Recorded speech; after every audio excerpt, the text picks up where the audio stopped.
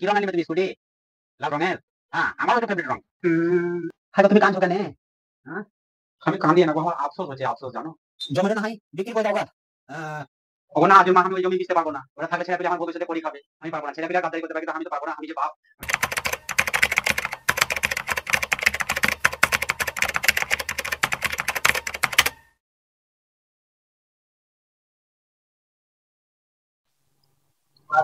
হ্যাঁ, বড় ডার্লিং।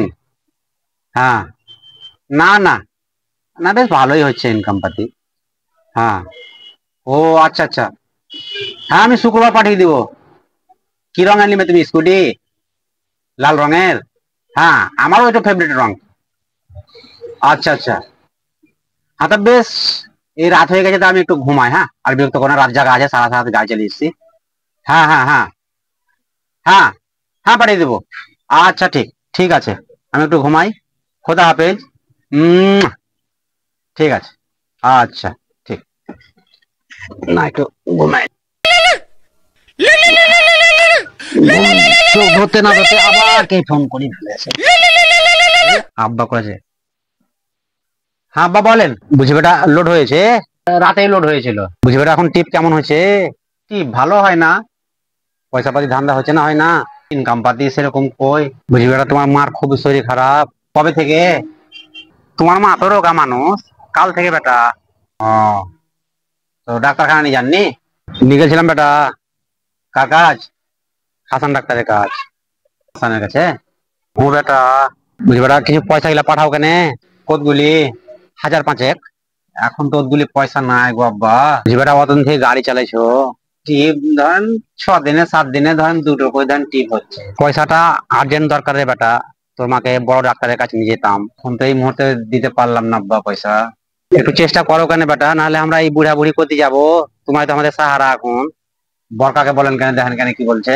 বুলাছিলাম রে বেটা, কিন্তু ও সেই এই বলছে। বাহানা দেখাইছে। দিয়েছিল না। আচ্ছা, আমিও চেষ্টা করছি দেওয়ার। বুঝি বেটা বিরক্ত হয়ে না। যদি তোমার কোনো বন্ধু বান্ধবের কাছে আছে তো একটু নিয়ে দাও কেন বেটা। না, এই মুহূর্তে দিতে পারলাম না আব্বা।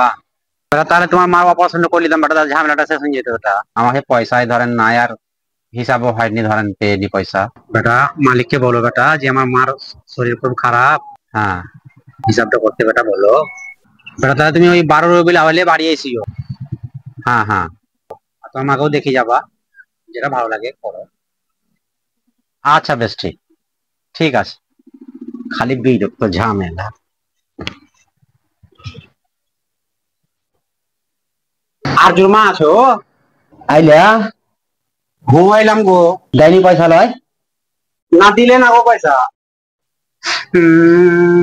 হ্যাঁ গো, তুমি কাঁদছো কেন?